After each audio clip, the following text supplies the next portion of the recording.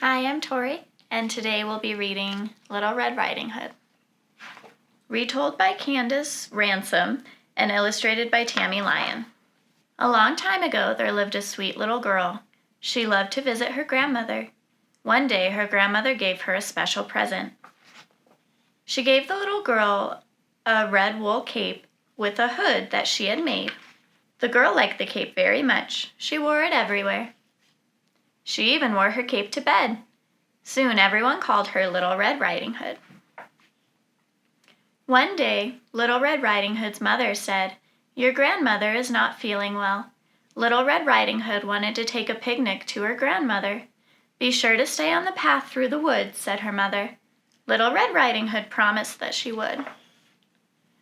Little Red Riding Hood skipped through the woods. She was very careful to stay on the path.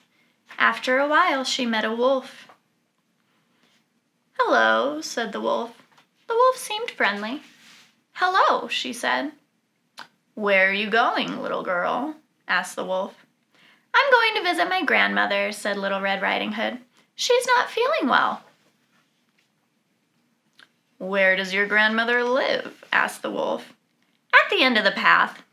The wolf wanted to get to the grandmother's house before Little Red Riding Hood. "I'll gobble up the old lady and the little girl," he thought.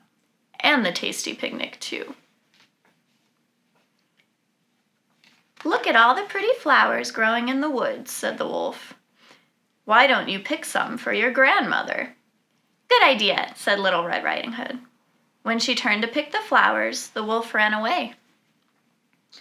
The wolf crept quietly inside grandmother's house. He tiptoed into her bedroom. Suddenly, she woke up.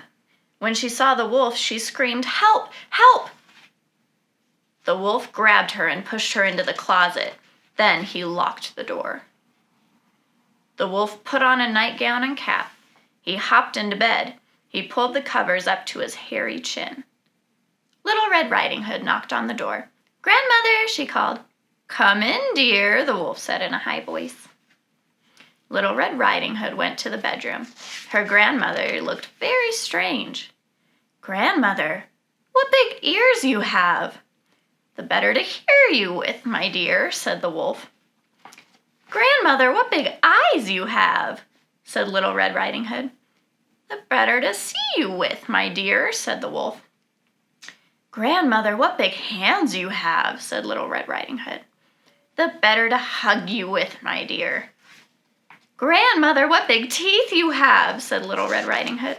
"The better to eat you with, my dear," cried the wolf. The wolf jumped out of bed. He tried to grab Little Red Riding Hood. She leapt out of the way. The wolf tumbled out the window. He was never seen again. Little Red Riding Hood's grandmother pounded on the closet door. Little Red Riding Hood let her out. "What happened?" said her grandmother.